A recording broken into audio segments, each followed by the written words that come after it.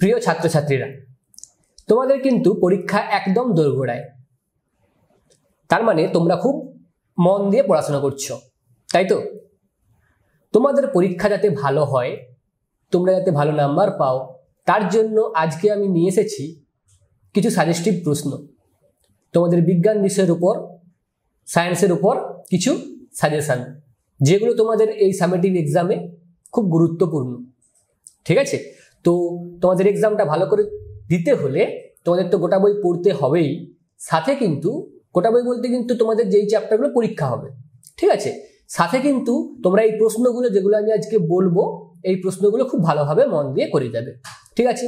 তো প্রথমে যদি আমি বলি তোমাদের এই সামেটিভে কোন কোন চ্যাপ্টারগুলো পরীক্ষা হবে, তোমরা সকলেই জানো যে তোমাদের 3টি চ্যাপ্টার পরীক্ষা হবে, চ্যাপ্টার 1, চ্যাপ্টার 2 এবং চ্যাপ্টার 3, অর্থাৎ পরিবেশ ও জীবজগতের পারস্পরিক নির্ভরতা, আমাদের চারপাশের ঘটনাসমূহ, মৌলিক, যৌগিক ও মিশ্র পদার্থ।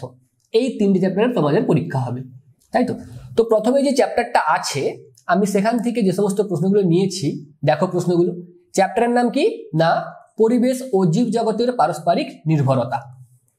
প্রথমে যে প্রশ্নটা আছে, সঠিক উত্তর নির্বাচন করো, অর্থাৎ এমসিকিউ টাইপ প্রশ্ন।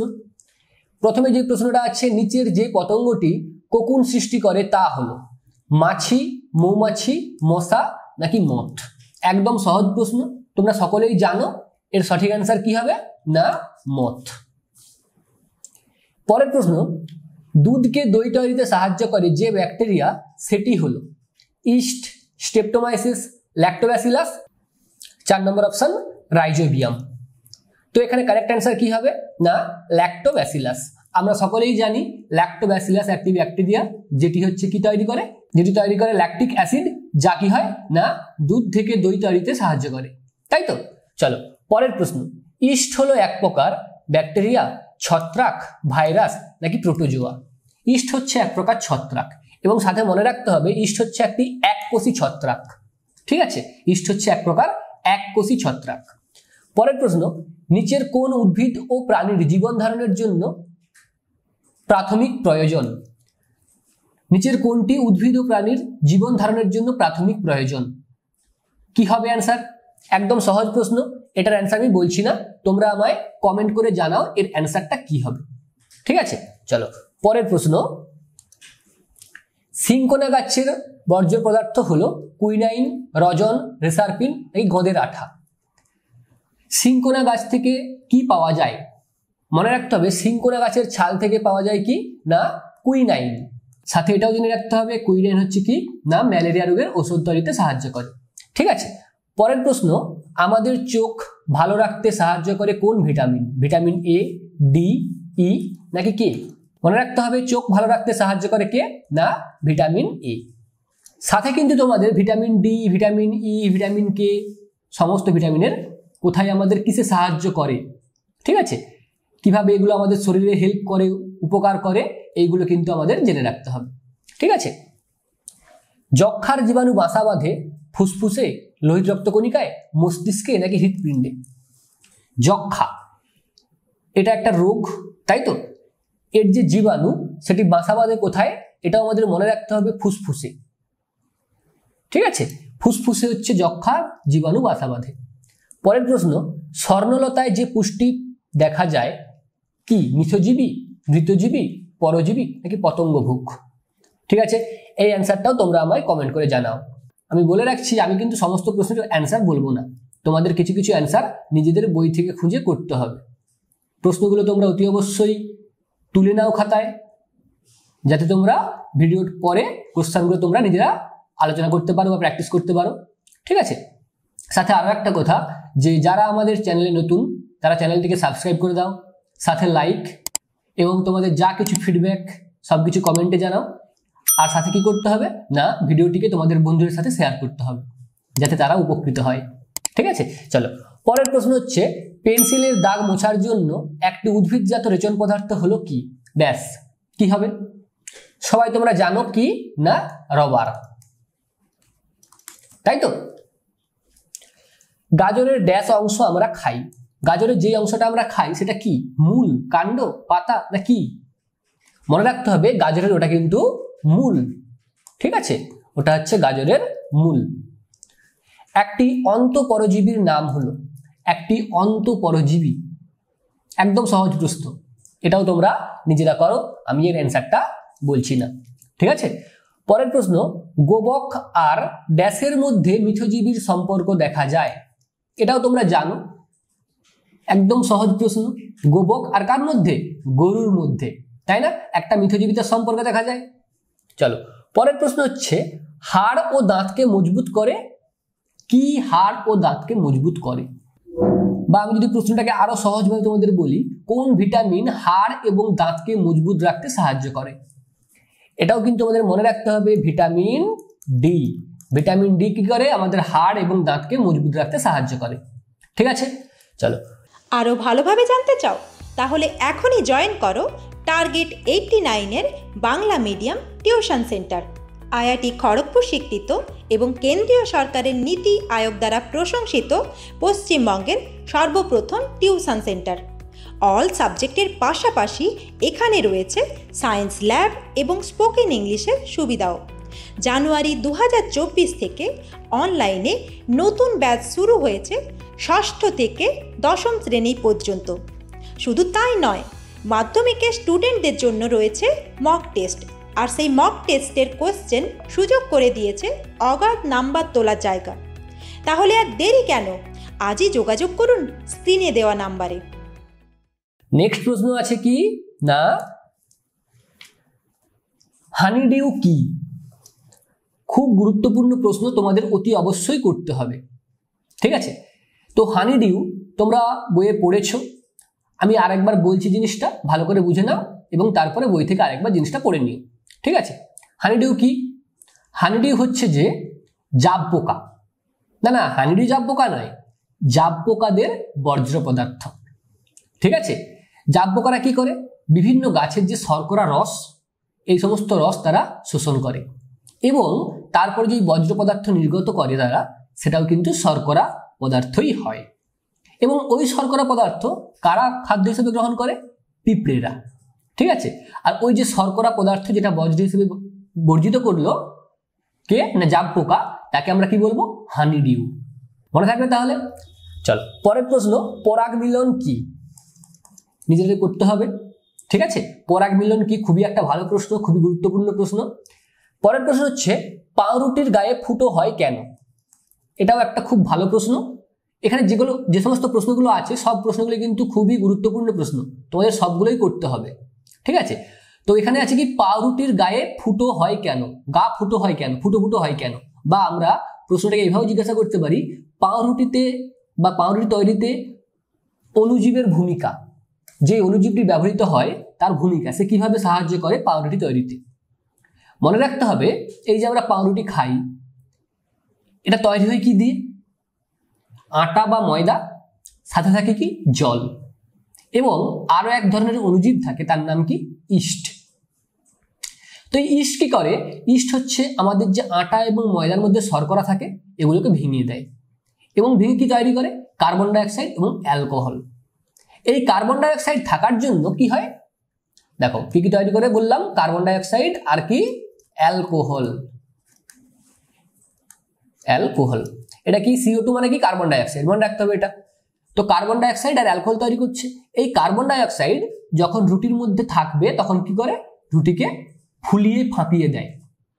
ঠিক আছে, এবং যখন ওগুলো হচ্ছে যে ওখান থেকে বেরিয়ে আসবে, তখন কি হয়? না পাউরুটিকে ফুটো ফুটো করে ওরা বাইরে বেরিয়ে আসে। সেই জন্য কি হয়? না পাউরুটি আমাদের দেখতে ফোলা লাগে এবং কি হয়? না ফুটো ফুটো থাকে। ঠিক আছে, চলো পরের প্রশ্ন, মানুষ খাবারের জন্য কিভাবে প্রাণীদের উপর নির্ভর করে? প্রাণীদের উপর কিভাবে নির্ভর করে খাবারের জন্য? অনেক উদাহরণ আছে, আমি একটা উদাহরণ দিই।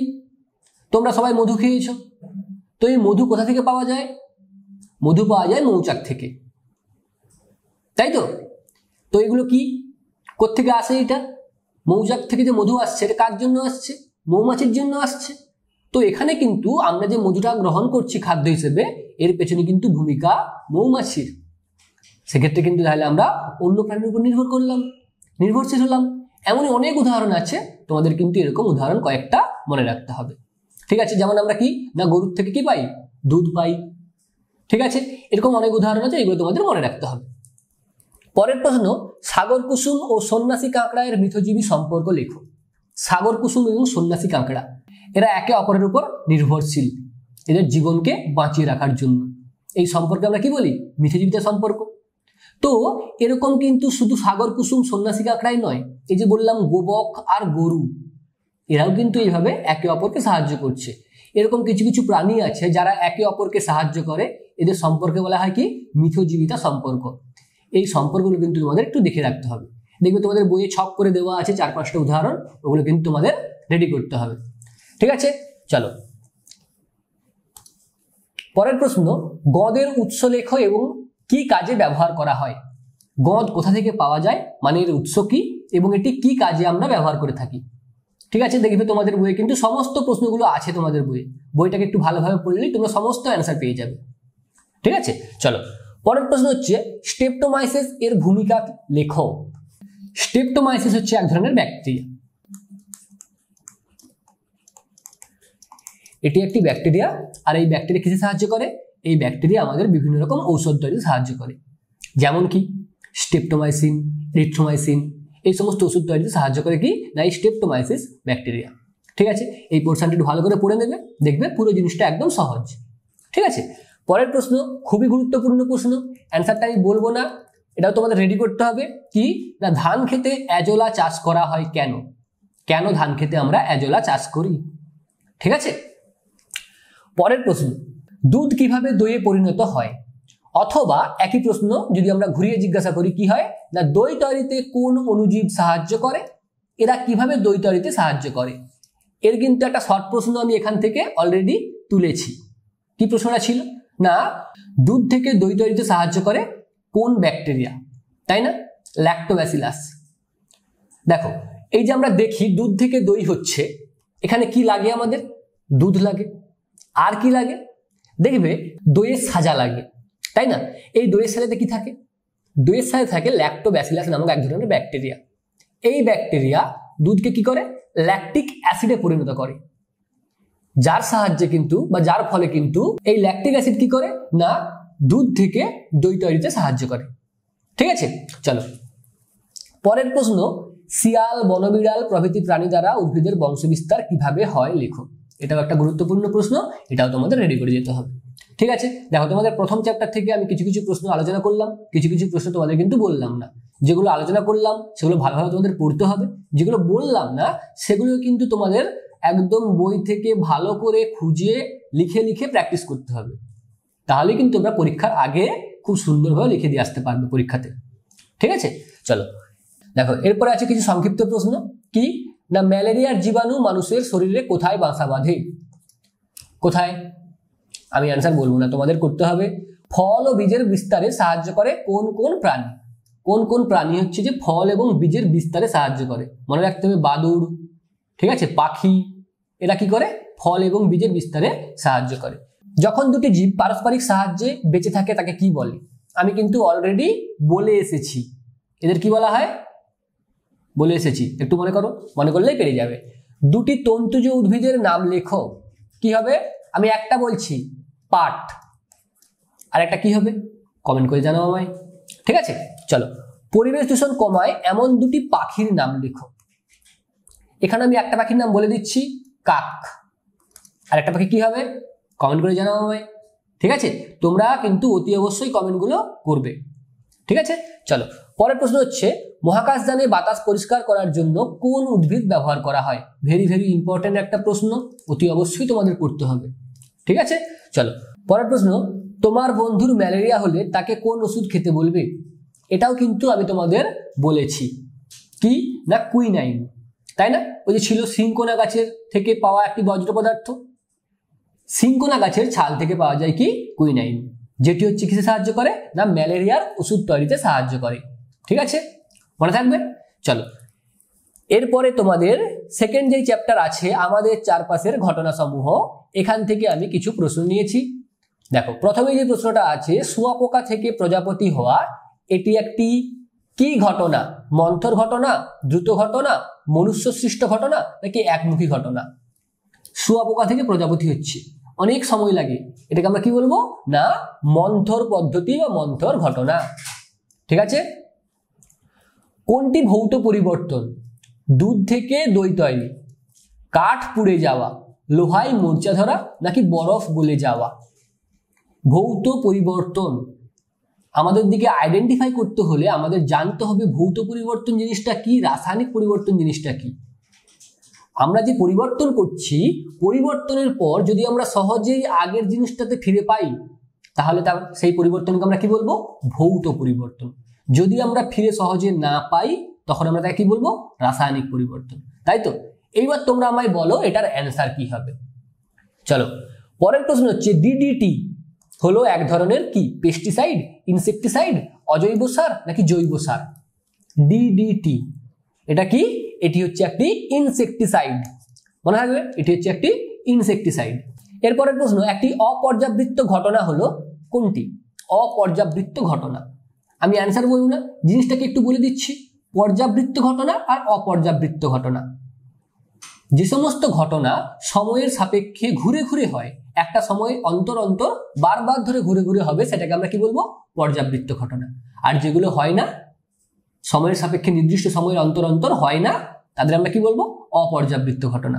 এখানে বলছে কোনটি অপর্যাবৃত্ত ঘটনা? পৃথিবীর আহ্নিক গতি, পর্ণমোচী বৃক্ষের পাতা ঝরা, অধিবর্ষ, নাকি কালবৈশাখী ঝড়? তোমাদের বলতে হবে।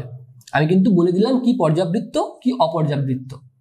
এইখান থেকে এবার তোমরা আইডিয়া করে বলো এর মধ্যে কোনটি অপর্যাবৃত্ত। দেখো, পরের প্রশ্ন হচ্ছে একটি মনুষ্য সৃষ্ট অনভিপ্রেত ঘটনা হলো। অনভিপ্রেত ঘটনা আর অভিপ্রেত ঘটনা কাকে আমরা বলবো? না, যে সমস্ত ঘটনা আমাদের মানুষ, প্রকৃতি এইসবের উপর প্রভাব ফেলবে না, ক্ষতি করবে না, সেই সব ঘটনাকে আমরা কি বলবো অভিপ্রেত ঘটনা। আর যেইগুলো কি করবে আমাদের ক্ষতি করবে, পরিবেশের ক্ষতি করবে, সেগুলো হচ্ছে অনভিপ্রেত ঘটনা। ঠিক আছে, এর মধ্যে বলছে কোনটি অনভিপ্রেত ঘটনা আমাদের ক্ষতি করবে, মানুষ সৃষ্ট। দেখা যাচ্ছে এখানে বন্যা, ভূমিকম্প, দাবানল সবগুলোই আমাদের ক্ষতি করে, এমনকি গাছ কাটা এটাও কিন্তু ক্ষতিকর। গাছ আমাদের কি দেয়? অক্সিজেন দেয়। যদি আমরা সেটা কেটে দিয়ে কি করছি? নিজেদের ক্ষতি নিজে করছি, তাই না? এবারে বলছে এটা মানুষ্য সৃষ্ট কোনটি? মনুষ্য সৃষ্ট, মানুষ সৃষ্টি করে কোনটি? বন্যা কি মানুষ সৃষ্টি করে? না। ভূমিকম্প তাও করে না। দাবানল ইচ্ছে করে গাছে গাছে কেউ আগুন লাগায় না, তাই না? কিন্তু গাছ কাটা, এই গাছ কাটা হচ্ছে মনুষ্য সৃষ্ট একটি অনভিপ্রেত ঘটনা। বোঝা গেল? কোনটি পর্যাবৃত্ত ঘটনা নয়, অর্থাৎ অপর্যাবৃত্ত ঘটনা? আবার একই প্রশ্ন, আমি কিন্তু এগুলোর একটাও অ্যান্সার বলবো না, তোমাদের কিন্তু নিজেদের দিকে খুঁজে বই পড়ে ভালো করে জিনিসটাকে বুঝে অ্যান্সার করতে হবে। ঠিক আছে, চলো পরের প্রশ্ন হচ্ছে উভমুখী পরিবর্তন কোনটি? উভমুখী পরিবর্তন চারটে অপশন দেওয়া আছে। এক হচ্ছে কি দুধ থেকে দই প্রস্তুতি, লোহাকে গরম করা, লোহায় মূর্ছা গড়া, রান্না করা। এখানে আমি বলে দিই উভমুখী পরিবর্তন আর একমুখী পরিবর্তন। তোমরা নাম শুনে মোটামুটি একটা আইডিয়া করতে পেরেছো জিনিস দুটো কি। উভমুখী পরিবর্তন মানে যখন আমি পরিবর্তন করছি, একটা পরিবর্তন করলাম, সাপোজ ধরো এখান থেকে একটা জিনিসকে পরিবর্তন করে এখানে নিয়ে এলাম, যদি আমি পুনরায় এটাকে এখানে নিয়ে যেতে পারি সেটা হচ্ছে কি না উভমুখী পরিবর্তন। ঠিক আছে, আর একমুখী পরিবর্তন কি? আমি যা পরিবর্তন করলাম এই পরিবর্তনের পরে আমি পুনরায় আগের অবস্থায় ফিরে নিয়ে যেতে পারবো না, এটা হচ্ছে কি একমুখী পরিবর্তন। এবার তোমরা আমায় বলো দুধ থেকে দই প্রস্তুতি, আমরা কি আবার দইকে দুধে রূপান্তরিত করতে পারবো? লোহাকে গরম করলাম, আবার কি আগের অবস্থায় নিয়ে যেতে পারবো? অর্থাৎ লোহাকে ঠান্ডা করতে পারবো? লোহায় মূর্ছা পড়া, লোহায় মূর্ছা পড়ে গেছে, আমি কি পুনরায় মূর্ছাকে করে পুনরায় আগের লোহায় নিয়ে আসতে পারবো? নাকি রান্না করে নিয়েছি খাবার, আবার সেই রান্নাটাই কাঁচা সবজিতে নিয়ে আসতে পারবো? এর মধ্যে কোনটা তাহলে উভমুখী পরিবর্তন তোমরা আমায় বলো এবারে। একটি স্ট্র দিয়ে স্বচ্ছ চুন জলে ফুঁ দিলে কি হয়? তাপ উৎপন্ন হয়, ঘোলা হয়ে যায়, দ্রবণটা ঘোলা হয়ে যায়, ঠান্ডা হয়ে যায়, নাকি কোনো পরিবর্তন হয় না? এটাও মনে রাখতে হবে, তোমাদের বইয়ে আছে, জায়গাটা ভালো করে পড়বে, খুব গুরুত্বপূর্ণ পোরশন। কি হয় না জল ঘোলা হয়ে যায়। ঠিক আছে, এক ধরনের নাইট্রোজেন ঘটিত সারের নাম হলো ইউরিয়া, সুপারফসফেট, কার্বারিল, ম্যালাথিয়ন। মনে রাখতে হবে ইউরিয়া হচ্ছে এক প্রকার নাইট্রোজেন ঘটিত সার। পরের প্রশ্ন, ডিএপি এর সম্পূর্ণ নাম কি? মনে রাখতে হবে ডিএপির ফুল ফর্ম হচ্ছে কি di ammonium phosphate, di ammonium phosphate, ডিএপির ফুল ফর্ম। ডিডিটির সম্পূর্ণ নাম কি হবে এটা আমায় বলো তোমরা কমেন্ট করে। ঠিক আছে, দেখো তারপরের প্রশ্ন হচ্ছে সূর্যের আলোর সাহায্যে গাছের খাদ্য তৈরি কি ধরনের পরিবর্তন? সূর্যের আলোর সাহায্যে গাছ যে খাদ্য তৈরি করছে এটা কি ধরনের পরিবর্তন, অর্থাৎ ভৌত পরিবর্তন নাকি রাসায়নিক পরিবর্তন? ঠিক আছে, একটি ভৌত পরিবর্তনের উদাহরণ দাও। অনেকগুলো আমি বললাম ঘটনা এর আগে প্রশ্ন আলোচনা করেছি, তাই না? তো এখান থেকে তোমরা বলো এবারে কোনটা ভৌত পরিবর্তন, কোনটা মানে কি, একটা উদাহরণ দাও, যে কোনো একটা উদাহরণ দাও, কোনটা একটা যেটা হচ্ছে কি হবে না ভৌত পরিবর্তন হবে। ঠিক আছে, দেখো বায়ুর মধ্যে মোমবাতি পোড়ানোর সময় কি ধরনের পরিবর্তন ঘটে? ভেরি ভেরি ইম্পর্টেন্ট প্রশ্ন। সাথে কিন্তু এই যে তার পরের প্রশ্নটা আছে, এমন একটি ঘটনা উল্লেখ করো যে ক্ষেত্রে ভৌত ও রাসায়নিক পরিবর্তন একই সঙ্গে ঘটে। দুটো প্রশ্ন কিন্তু একটা এদের মধ্যে লিঙ্ক আছে। কি লিঙ্ক? দেখো এই যে বলছে বায়ুর মধ্যে মোমবাতি পোড়ানোর সময় কি পরিবর্তন হয়, এখানে কিন্তু ভৌত পরিবর্তন এবং রাসায়নিক পরিবর্তন দুটোই হয়। আবার পরের প্রশ্নই আছে কি, এমন একটি ঘটনা উল্লেখ করো যেখানে ভৌত পরিবর্তন রাসায়নিক পরিবর্তন উভয়ই ঘটে একসঙ্গে। তাহলে কি হবে না বায়ুর মধ্যে মোমবাতি পোড়ানো। এইবারে প্রশ্ন হচ্ছে কোনটা ভৌত পরিবর্তনের মধ্যে, কোনটা রাসায়নিক পরিবর্তন, তাই না? তার মধ্যে এর মধ্যে দুটো পরিবর্তন ঘটে, একটা ভৌত পরিবর্তন আর একটা রাসায়নিক পরিবর্তন। এইবার তোমরা আমায় বলো যে কোনটা ভৌত পরিবর্তন, কোনটা রাসায়নিক পরিবর্তন। ঠিক আছে, চলো পরের প্রশ্ন, পর্যাবৃত্ত ঘটনা কাকে বলে? খুব গুরুত্বপূর্ণ প্রশ্ন, তোমাদের কিন্তু অবশ্যই করতে হবে এই প্রশ্নটা। ঠিক আছে, নেক্সট প্রশ্ন হচ্ছে কি, ভৌত রাসায়নিক পরিবর্তনের মধ্যে পার্থক্য লেখো। তোমাদের বইয়ে দেখবে খুব সুন্দর করে একটা পার্থক্য দেওয়া আছে, তোমাদের কি করতে হবে, ওটাকে ভালো করে বুঝে বুঝে মুখস্থ করতে হবে। ঠিক আছে, চলো গরমকালে শিশির জমে না কেন? গরমকালে কেন শিশির জমে না? দেখো শিশির জমতে হলে আমাদের তাপমাত্রা কি হতে হবে, তাপমাত্রাকে একটু কম হতে হবে। যদি আমি আরো ডিটেলসে বলি কি না, শিশির জমতে হলে তাপমাত্রাকে হতে হবে কি শিশিরাঙ্কের নিচে, তবেই শিশির জমবে। ঠিক আছে, এবারে গরমকালে কি হয়, গরমকালে আমাদের তাপমাত্রা প্রচুর থাকে, সেই জন্য তাপমাত্রা কমে না, যার জন্য গরমকালে শিশির জমে না। ঠিক আছে, দেখো সদ্য কাটা আপেলের খোলা হাওয়ায় বাদামি ছোপ ধরে কেন? তোমরা সকলে দেখেছো একটা আপেলকে যদি তোমরা খেয়ে এক কামড় দিয়ে বা দু কামড় দিয়ে একটু বাতাসে রেখে দেবে, খালি রেখে দেবে, দেখবে বা উপরটা হচ্ছে কি হয় না বাদামি বাদামি একটা ছোপ ধরে যায়। এটা কেন হয়? ঠিক আছে, চলো এরপরের প্রশ্ন হচ্ছে অভিপ্রেত ঘটনা ও অনভিপ্রেত ঘটনা কাকে বলে? উদাহরণ সহ লেখো। আমি অলরেডি বলেছি, ঠিক আছে, তোমরা আরেকবার জিনিসটাকে পড়ে নেবে, খুব সহজ সংজ্ঞা, তাই না? উভমুখী ঘটনা কাকে বলে এটাও কিন্তু আমি বলেছি, উদাহরণ দাও। ঠিক আছে, পারবে নিশ্চয়ই। রাসায়নিক পরিবর্তন বলতে কি বোঝায়? উদাহরণ সহ লেখো। এটাও আমি বলেছি, ভৌত পরিবর্তন রাসায়নিক পরিবর্তন প্রথমেই বলেছি আমি, তাই না? দেখো প্রাকৃতিক ঘটনা ও মানুষের সৃষ্ট ঘটনা বলতে কি বোঝো? উদাহরণ দাও। প্রাকৃতিক ঘটনা, এই যে বন্যা হচ্ছে, ভূমিকম্প হচ্ছে, এগুলো কি?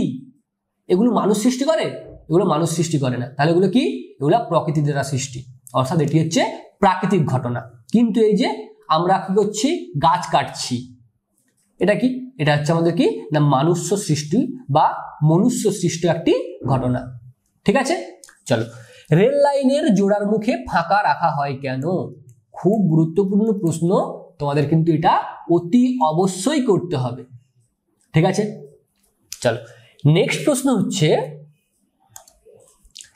তোমাদের মৌলিক, যৌগিক ও মিশ্র পদার্থ অর্থাৎ চ্যাপ্টার 3, এখান থেকে প্রশ্ন। প্রথমে কি প্রশ্ন আছে না কোনটি অধাতু কিন্তু তাপের সুপরিবাহী? আমাদের মনে রাখতে হবে অধাতুরা সাধারণত কি হয়, তাপ এবং তড়িৎ উভয়েরই কুপরিবাহী হয়। ঠিক আছে, কিন্তু গ্রাফাইট হচ্ছে একটি এমন ধরনের অধাতু যে কিনা তাপেরও সুপরিবাহী এবং তড়িতেরও সুপরিবাহী। ঠিক আছে, এইবারে তোমাদের আরো একটা জিনিস জেনে রাখো যে গ্রাফাইট ছাড়াও আরো একটা অধাতু আছে কি না হীরা। সেটা কি হীরা বা ডায়মন্ড, এ একটি অধাতু, এও কিন্তু তাপের সুপরিবাহী, এও কিন্তু তাপের সুপরিবাহী, কিন্তু এ তড়িতের সুপরিবাহী নয়। গ্রাফাইট তাপ এবং তড়িৎ উভয়ের সুপরিবাহী, কিন্তু হীরা হচ্ছে কি শুধুমাত্র তাপের সুপরিবাহী, তড়িতের সুপরিবাহী নয়। ঠিক আছে, চলো তাহলে এখানে অ্যান্সার কি হচ্ছে আমাদের গ্রাফাইট।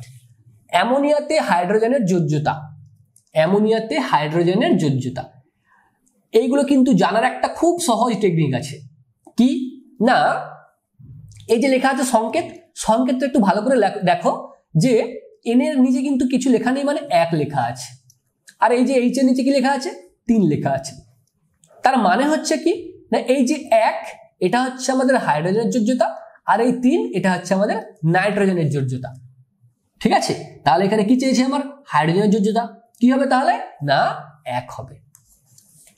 তামার চিহ্ন হলো কি হবে Ca, Co, Cu না Cl, কি হবে তামার চিহ্ন? তামার চিহ্ন হচ্ছে কি না Cu। তোমাদের কিন্তু এই চিহ্ন এবং তাদের এই যোজ্যতা এগুলো কিন্তু তোমাদের ভালোভাবে করতে হবে। যা কিছু আছে বইয়ে মোটামুটি সবগুলোকেই করতে হবে। আমি এখানে তামা দিয়েছি তুমি তামাই করবে এমনটা কিন্তু না, তোমাদের লোহা দিল, ঠিক আছে, তামার পরিবর্তে লোহা দিল, তোমাদের লোহার সংকেত জানতে হবে, চিহ্ন জানতে হবে। ঠিক আছে, পরের প্রশ্ন, অক্সিজেনের বর্ণ হলো বর্ণহীন, নীল, কালো নাকি লাল? অক্সিজেনের কালার কি, অক্সিজেনের বর্ণ কি হয় আমায় কমেন্ট করে জানাও। একদম সহজ প্রশ্ন, এর থেকে সহজ প্রশ্ন হয় না। ঠিক আছে, চলো নেক্সট প্রশ্ন হচ্ছে কি না সোডিয়ামের চিহ্ন, যেটা আমি অলরেডি বললাম যে শুধুমাত্র কপার নয়, তোমাকে সোডিয়াম, ক্লোরিন, লোহা এরকম অনেক কিছু পদার্থ আছে যাদের তোমাদের চিহ্ন জিজ্ঞাসা করতে পারে পরীক্ষায়। ঠিক আছে, অতএব চিহ্নগুলো কিন্তু তোমরা অতি অবশ্যই ভালো করে করবে। এখানে চেয়েছে কি সোডিয়ামের চিহ্ন, সোডিয়াম মানে কিন্তু তোমাদের মনে হতে পারে সোডিয়াম মানে এস দিয়ে শুরু, অর্থাৎ এস হয়ে যাবে, তাহলে কিন্তু তোমরা একদম ভুল। ঠিক আছে, কারণ সোডিয়ামের চিহ্ন হচ্ছে Na, এটা মনে রাখতে হবে, এটা একটু ব্যতিক্রম টাইপের। ঠিক আছে, চিনি কোন কোন মৌল দ্বারা গঠিত? চিনি আমরা সকলেই খাই, এটি কি কি মৌল দ্বারা গঠিত? কি হবে CHO নাকি হচ্ছে CaOC, CHN, CHNE, বলো কি হবে? আমি এটা বলবো না। লোহার ল্যাটিন নাম কি হবে? লোহার ল্যাটিন নাম ফেরাম, সাথে কিন্তু এই দুটো দেওয়া আছে অরাম আর আর্জেন্টাম। কিউপ্রাস তো মোটামুটি তোমরা সকলেই জানো, এটা হচ্ছে যে কপারের, যদিও ল্যাটিন নাম নয়, ল্যাটিন নাম কি কিউপ্রাম, এটা হচ্ছে ইংলিশ নাম। ঠিক আছে, অরাম এবং আর্জেন্টাম, অরাম হচ্ছে আমাদের সোনার ল্যাটিন নাম, আর আর্জেন্টাম হচ্ছে কি না আমাদের রূপার ল্যাটিন নাম। ঠিক আছে, চলো পরের প্রশ্ন, পটাশিয়ামের চিহ্ন আবার একই ধরনের ব্যতিক্রম। পটাশিয়াম মানে কিন্তু পি নয়, পি দিয়ে হয় ফসফরাস, পটাশিয়াম কি না কে। আর এই যে বলছিলাম সালফার, এস দিয়ে কিন্তু সোডিয়াম নয়, এটা হয় কি সালফার, আর সোডিয়াম হয় Na। এই ব্যতিক্রমগুলো কিন্তু অতি অবশ্যই খুব ভালো করে করবে, কারণ তোমাদের ব্যতিক্রম বেশি পরীক্ষায় জিজ্ঞাসা করে। ঠিক আছে, চলো নেক্সট প্রশ্ন হচ্ছে কি না Au চিহ্ন দ্বারা যে মৌলকে প্রকাশ করা হয় সেটি হলো, এটাও তোমাদের করতে হবে। Au, অরাম থেকে আসছে Au, আমি এক্ষুনি বললাম অরাম কার ল্যাটিন নাম, কার বলো, সিলভার না গোল্ড? এক্ষুনি বললাম, আমায় কমেন্ট করে জানাও তাহলে কার ল্যাটিন নাম অরাম। বাতাস হলো সকলেই জানো কি না মিশ্র পদার্থ, তাই তো? জলের মধ্য দিয়ে তড়িৎ পাঠিয়ে পরীক্ষাগারে যে দুটি গ্যাস পাওয়া যায় তারা হলো, জলকে ভাঙলে আমরা কি কি পাই? হাইড্রোজেন আর একটা কি অক্সিজেন। তাহলে এখানে অ্যান্সার কি হবে না H2O2, তাই তো? দেখো SO3 এর পারমাণবিকতা কত হবে? পারমাণবিকতা মানে কি? যতগুলো পরমাণু দিয়ে গঠিত। এখানে আমরা দেখতে পাচ্ছি SO3 এর মধ্যে আছে কি S আছে একটা, অর্থাৎ S এর পরমাণু একটা, এবং O এর পরমাণু কটা আছে? 3টে আছে। তাহলে টোটাল কটা পরমাণু আছে? 4টে পরমাণু আছে, অর্থাৎ পারমাণবিকতা কত হয়ে গেল না 4 হয়ে গেল। এই পারমাণবিকতা কিন্তু তোমাদের একটা জিজ্ঞাসা করে পরীক্ষাতে। ঠিক আছে, এটাও কিন্তু তোমাদের খুব সুন্দরভাবে করতে হবে। ম্যাঙ্গানিজ ও হিলিয়ামের চিহ্ন, হিলিয়াম মৌলের চিহ্ন, আমি কিন্তু অলরেডি জিনিসটা বারবার ধরে বলছি, আবারও বললাম, চিহ্ন কিন্তু তোমাদের মাস্ট করতে হবে। ঠিক আছে, 1 থেকে 20 পর্যন্ত, এছাড়াও যেগুলো ইম্পর্টেন্ট লোহা, সোনা, আর হচ্ছে আমাদের রূপা, ঠিক আছে, এগুলো করতে হবে। ক্লিয়ার? এরপরে হচ্ছে N ও N2, এর মধ্যে পার্থক্য লেখো। ছোট্ট একটা পার্থক্য আমি বলে দিই। N মানে হচ্ছে নাইট্রোজেনের পরমাণু, আর N2 মানে কি? N2 মানে হচ্ছে নাইট্রোজেনের অণু, যার মানে হচ্ছে যে নাইট্রোজেন দুটি নাইট্রোজেনের পরমাণু একসঙ্গে যুক্ত হয়ে গঠন করে কি না N2, অর্থাৎ নাইট্রোজেনের অণু। তার মানে এখান থেকে আমরা কি জানলাম না পরমাণু যুক্ত হয়ে গঠন করে কি অণু, তাই না? চলো পরের প্রশ্ন হচ্ছে হাইড্রোজেন সালফাইডের সংকেত।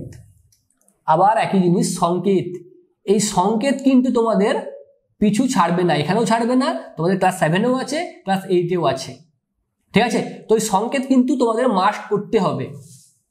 হাইড্রোজেন সালফাইড, জল, carbon die oxide, methane, phosphine, ঠিক আছে? এগুলো কিন্তু সবই তোমাদের করতে হবে। অতএব তোমাদের বইয়ে দেখবে চার্ট করা আছে, ওই চার্টটা কিন্তু তোমরা ভালো করে পড়বে, বুঝে বুঝে পড়বে, ঠিক আছে? এমনি পড়লে হবে না, তোমরা বুঝে বুঝে পড়তে হবে যাতে তোমরা মনে রাখতে পারো, পরীক্ষায় ভালো করে লিখতে পারো। অক্সিজেনের দুটি ধর্ম তোমাদের বইয়ে অক্সিজেন, কার্বন, হাইড্রোজেন, তাই না? এই তিনটে পরমাণুর ধর্ম দেওয়া আছে। তিনটে ধর্মই গুরুত্বপূর্ণ এবং একটা ধর্ম কিন্তু তোমাদের পরীক্ষায় কম বেশি জিজ্ঞাসা করে, ঠিক আছে? মৌলের ক্ষুদ্রতম কণাকে কি বলা হয়? কি বলা হয় একটা মৌলের ক্ষুদ্রতম কণাকে? এটা আমি বলবো না, তোমরা আমায় বলো। সব কিন্তু আমি এখানে বলছি না। সোনা ও রূপার ল্যাটিন নাম, ভেরি ভেরি ইম্পর্টেন্ট। আবার একই প্রশ্ন, অরাম আর্জেন্টাম, তাই না? একটি তরল ধাতু ও অধাতু। তরল ধাতু কি? পারদ। পারদ হচ্ছে তরল ধাতু, আর অধাতু কি? ব্রোমিন, ঠিক আছে? ব্রোমিন হচ্ছে তরল অধাতু, পারদ হচ্ছে তরল ধাতু। কোনটি অধাতু হলেও তাপ ও তড়িতের সুপরিবাহী? অলরেডি আমি বলেছি, একদম ফার্স্ট প্রশ্ন ছিল খুব সম্ভবত, ঠিক আছে? PCl5 এর পারমাণবিকতা আমি কিন্তু আগে একটা বলেছি কিভাবে পারমাণবিকতা নির্ণয় করতে হয়, সেখান থেকে আমি বলো তো PCl5 কত হবে তাহলে পারমাণবিকতা, ঠিক আছে? পরিশ্রাবণ ও কেলাসন কি? পরিশ্রাবণ এবং কেলাসন দেখবে বইয়ের একদম পিছনের দিকে আছে, শেষের দিকে, মানে বইয়ের শেষ নয়, তোমার চ্যাপ্টার শেষের দিকে আছে পরিশ্রাবণ, কেলাসন, ঠিক আছে? এগুলো কিন্তু তোমাদের করতে হবে। অক্সিজেনের চিহ্ন ও সংকেত একদম সহজ প্রশ্ন, তাই না? জল কি ধরনের পদার্থ? কি পদার্থ? কঠিন পদার্থ না? জল হচ্ছে কঠিন পদার্থ, তাই তো? কঠিন? কঠিন নয়, জল হচ্ছে তরল পদার্থ। জল কোন কোন গ্যাসীয় পদার্থ যুক্ত হয়ে উৎপন্ন হয়? এটাও তোমরা জানো, হাইড্রোজেন আর অক্সিজেন। তারপরে প্রশ্ন হচ্ছে জলের যে গ্যাসীয় পদার্থটি আমাদের শ্বাসকার্যে সহায়তা করে তার নাম কি? এবার তোমরা বলো তো, আমরা শ্বাসকার্যে কোনটা ব্যবহার করি, হাইড্রোজেন না অক্সিজেন? বলো আমায়, এটা আমি বলছি না। পরের প্রশ্ন, ধাতু ও অধাতুর মধ্যে দুটি পার্থক্য। খুব খুব খুব গুরুত্বপূর্ণ প্রশ্ন, অতি অবশ্যই তোমাদের করে যেতে হবে, ঠিক আছে? মিথেন ও ফসফিন আমি কিন্তু অলরেডি বলে এসেছি, মিথেন, ফসফিন, জল, carbon die oxide, hydrogen sulphide, ঠিক আছে? সালফিউরিক অ্যাসিড, এই সমস্ত কিছু কিছু আছে, এগুলো তোমাদের করতে হবে। কার্বন ডাই অক্সাইডের ধর্ম এটাও কিন্তু তোমাদের বইয়ে আছে। Carbon, hydrogen, oxygen, carbon die oxide আর জল, এই 5টে ধর্ম তোমাদের বইয়ে আছে, ঠিক আছে? এই ধর্মগুলো কিন্তু তোমাদের করতে হবে। হাইড্রোজেনের 3টি ধর্ম বলেছি। CCl4 যৌগটি কোন যৌগের সংকেত, অর্থাৎ এর নাম কি, এর রাসায়নিক নাম কি? সি মানে কি? কার্বন, তাই তো? আর Cl মানে কি? ক্লোরিন। আর 4 মানে কি?